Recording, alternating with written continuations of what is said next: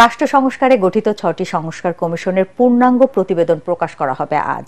একই সঙ্গে কমিশনের প্রধানরা স্বল্প, মধ্য ও দীর্ঘমেয়াদী পরিকল্পনা বা ভবিষ্যতে নির্বাচিত সরকার কি করতে পারে এ বিষয়ে সুপারিশমালা পেশ করবেন। গত বছর ৮ আগস্ট অন্তর্বর্তী সরকারের দায়িত্ব নিয়ে ডক্টর মোহাম্মদ ইউনূস রাষ্ট্রের বিভিন্ন খাতে সংস্কারের জন্য ৬টি সংস্কার কমিশন গঠন করে দেন। এসব কমিশনকে ৯০ দিন বা ৩ মাসের মধ্যে প্রতিবেদন জমা দিতে বলা হয়।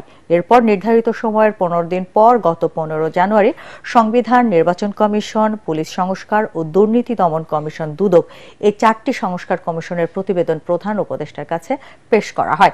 অপরদিকে গত বুধবার প্রতিবেদন জমা দেয় জনপ্রশাসন ও বিচার বিভাগ সংস্কার কমিশন। সরকারের পক্ষ থেকে জানানো হয়, আজ সংস্কার কমিশনের পূর্ণাঙ্গ প্রতিবেদন ও সুপারিশমালা রাজনৈতিক দল ও গণ অভ্যুত্থানের পক্ষের শক্তির কাছে পাঠানো হবে। চতুর্থ দিনের মতো ধানমন্ডি ৩২ নম্বরে শেখ মুজিবুর রহমানের বাড়ি ভাঙচুর চলছে। ছাত্র জনতা ও বুলডোজার না থাকলেও নিম্নবিত্তের কিছু মানুষ ভাঙচুর করে রড ও অন্যান্য জিনিসপত্র নিয়ে যাচ্ছে। কৌতূহলী অনেক মানুষ বাড়িটি দেখতে আসছেন, ঘুরে ঘুরে দেখার পাশাপাশি ছবিও তুলছেন।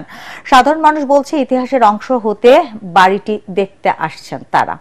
দেশে আর কেউ যেন ফ্যাসিস্ট না হয় এবং জনগণের বাক স্বাধীনতা কেড়ে না নেয়, ৩২ নম্বরের এই বাড়িটি তারই নিদর্শন হবে বলে মন্তব্য তাদের। এটা যে একটা ক্ষোভের বহিঃপ্রকাশ, এটা দেখলাম ইতিহাসের একটা দিনটা হয়ে থাকবে। কেমনে ভাঙতাছে এটা, এই যে হকার জনগণ, সারা বাংলাদেশের জনগণ দেখতেছি ব্যাঙ্গে সিডনা হয়ে যেতেছে।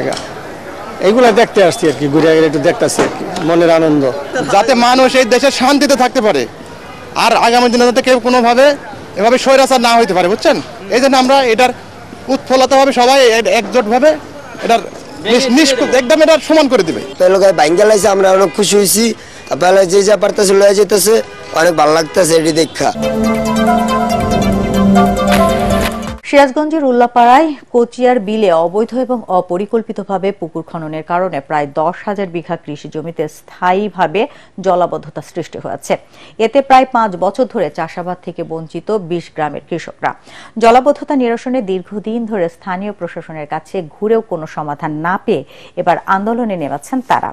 দ্রুত খাল খননের ব্যবস্থা নেওয়ার আশ্বাস দিয়েছেন উপজেলা নির্বাহী কর্মকর্তা। সিরাজগঞ্জের উল্লাপাড়ায় সলঙ্গা থানার অধীনে ২০টি গ্রাম নিয়ে কোচিয়ার বিল। এখানকার প্রায় ১০ থেকে ১২,০০০ বিঘা জমিতে ৩ ফসলি আবাদ করে আসছিলেন সহস্রাধিক কৃষক। বছরে ৩ বার ফসল উৎপাদন হতো এই বিলে। এখানকার উৎপাদিত ফসল ছিল দেশের অন্যতম অর্থনৈতিক চালিকা শক্তি। কিন্তু বিগত সরকারের আমলে বিলে মাছ চাষের জন্য অনেকেই অপরিকল্পিতভাবে পুকুর খনন করেন। ফলে সড়ক মহাসড়কে স্থাপিত বেশিরভাগ ব্রিজ কালভার্টের মুখ বন্ধ হয়ে যায়।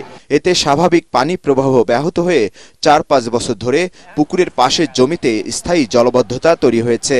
এছাড়া পুকুর খনন, খাল, নদী বন্ধ করে অপরিকল্পিত রাস্তা সহ বিভিন্ন স্থাপনা নির্মাণের ফলে প্রায় ১০,০০০ বিঘা জমিতে পানি জমে আছে।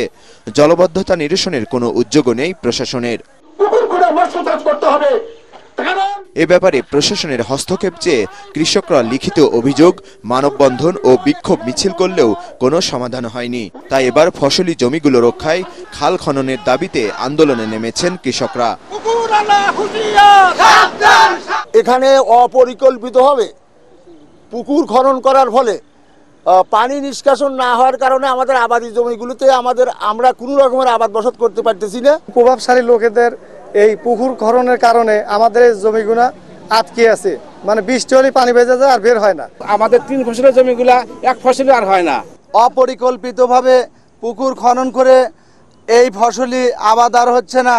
এই পবিত্র সম্পত্তি আমরা আবাদ করে বসত করে খাই, গরিব মানুষ আমরা ৩ বছর ধরে আবাদ করে পারি না, আমরা খুব অসহায়। দাবি বাস্তবায়ন না হলে আবারও কঠোর আন্দোলনে নামার হুঁশিয়ারিও দিয়েছেন এই নেতা।